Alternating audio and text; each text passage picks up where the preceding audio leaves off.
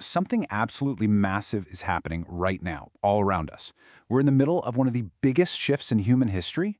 We're moving away from the fossil fuels that, let's face it, built the modern world, and we're racing towards the renewable energy that's going to power our future.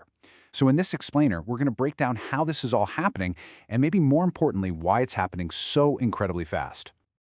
And just to get your head around the sheer scale of what we're talking about, think about this one wild fact. Our sun, it beams more energy down to Earth in a single hour than all of humanity uses in an entire year. So the potential? It's always been there. The real story is how we finally figured out how to tap into it. So here's our game plan for today. First, we're going to look at the undisputed king for over a century, the old guard. That's fossil fuels. Then we'll watch the challenges rise, which is, of course, renewables. And after that, we hit the most critical part of the whole story, the great crossover, the exact moment the economics of energy just flipped on their head. And finally, we'll wrap up by exploring what it all means for you and me in the dawn of a new grid. All right, let's dive into part one, the old guard. Look, to really understand where we're going, you first have to understand where we've been. And for about 150 years, the story of energy was the story of fossil fuels. Full stop. This timeline really paints a picture of just how deeply embedded these fuels are in our world. It all kicked off with coal, right? Firing up the engines of the Industrial Revolution. Then, in the 1950s, oil took over, literally becoming the lifeblood of the global economy. By the 70s, natural gas came on this scene as this so-called cleaner bridge fuel.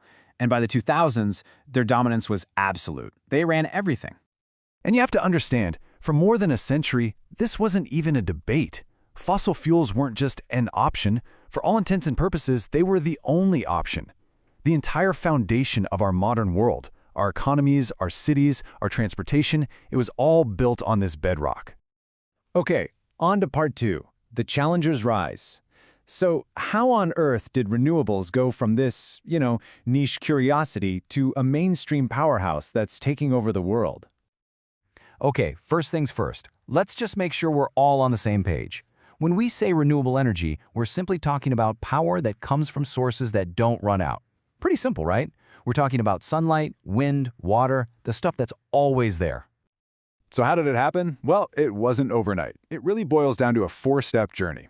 First, you had the raw invention, those early, clunky breakthroughs in solar and wind. Then came the absolutely crucial government support.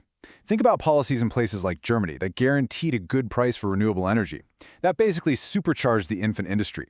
And that support allowed companies to scale up their manufacturing like crazy. And all of that led to the final, game-changing step, an absolutely epic plunge in cost. And let me be super clear here. We're not talking about some slow, gentle transition. As one expert put it, we are in the middle of the fastest, deepest, most consequential disruption of energy in history. This thing is happening, and it is happening now. Okay, part three. This is where the whole story pivots.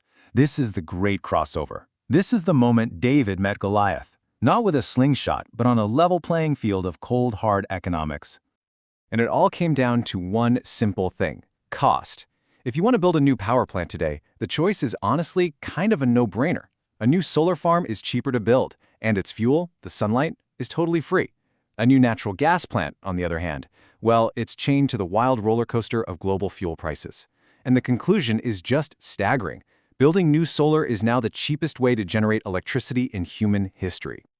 Now, don't just take my word for it. The numbers are basically screaming it. This chart shows what's called the levelized cost, which is just a fancy way of saying the total all-in cost to build and run a power plant over its entire life. And as you can see, new solar and wind are just way cheaper than a new natural gas plant. The economic argument is over. It's crystal clear. And if you're ever wondering, well, where's the smart money going? Here's your answer. Of all the new power we added to the grid across the entire planet last year, a mind-blowing 80% of it was renewable. The investment is following the rock-bottom costs. So the crucial takeaway here, the thing to really let sink in, is that we are past the point of debate. On pure economics alone, the tipping point has been reached. The game has fundamentally changed in favor of renewables. All right, our final section, the dawn of a new grid. So the challenger won the economic fight. Now what? What does this all mean for our future? What does a world powered by this stuff actually look like? Well, here's a pretty good snapshot of where a lot of experts see us heading by 2050. As you can see, it's a world that is just dominated by clean energy. Solar and wind are the two heavyweights, making up the vast majority of our power. Now, fossil fuels haven't totally vanished, but look at them. They've been pushed to a much smaller supporting role. But let's get real for a second. This transition is not going to be a walk in the park. There are massive hurdles to overcome.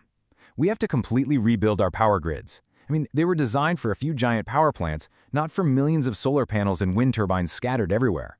We have to solve the enormous challenge of energy storage, creating batteries that can power a city for days, not just a few hours. We have to build whole new supply chains for critical minerals like lithium and cobalt. And, maybe most importantly, we have to make sure the workers and the communities that were built around the old energy economy aren't left behind. So here's the bottom line. The transition to renewable energy is no longer a question of if, it's a question of how fast. The economic tipping point has been passed. The momentum is undeniable. The challenge now is one of pure speed and scale. Building this new grid is the great project of our time. And the one question that will define this decade is, can we do it fast enough?